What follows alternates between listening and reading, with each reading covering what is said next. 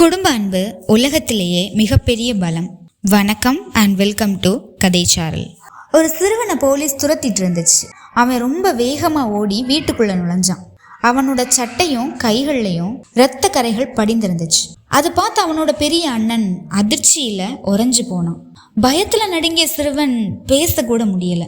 அண்ணன் ஜன்னல் வழியா பார்த்தப்போ போலீஸோட கார்கள் நிறைஞ்சிருந்துச்சு. 5 நிமிஷத்துல சரணடையுங்கன்னு குரல் கேட்டுச்சு. அப்போ அண்ணன் தம்பி கிட்ட, உன்னோட சட்டையை கொடு, இந்த இரத்த கரைகளை கழுவணும்னு சொன்னான். 15 நிமிஷம் கழிச்சு தம்பிக்கு பின்புற கதவு அடைச்ச சத்தம் கேட்டுச்சு. திரும்பி பார்த்தான். அவனோட அண்ணன் அவனோட சட்டையை அணிஞ்சிட்டு கைகளை உயர்த்தி போலீஸை பார்த்து நடந்து செஞ்சான். தம்பி அழுதபடி, அண்ணா என்ன செய்றீங்க, வேண்டாம் அண்ணான்னு கத்தணும். ஆனா போலீஸ் அவனை அழைச்சிட்டு போனாங்க. நாட்கள் கழிஞ்சிச்சு. நீதிமன்றத்துல வழக்கு நடந்துச்சு. தம்பி கண்ணீர் மல்க அண்ணன் குற்றமே செய்யாம ஆயுள் தண்டனை பெறுவதை பார்த்தான்.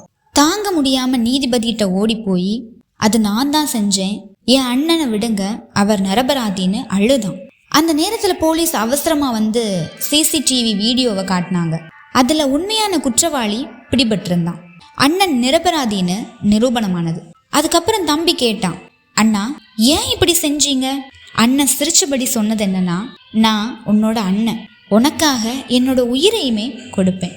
இந்த கதையினுடைய கருத்து என்னன்னா, நம்மளை நேசிப்பவர்களோட மதிப்பை உணர்ந்து எப்பவுமே சரியான பாதையை தேர்ந்தெடுக்கணும்.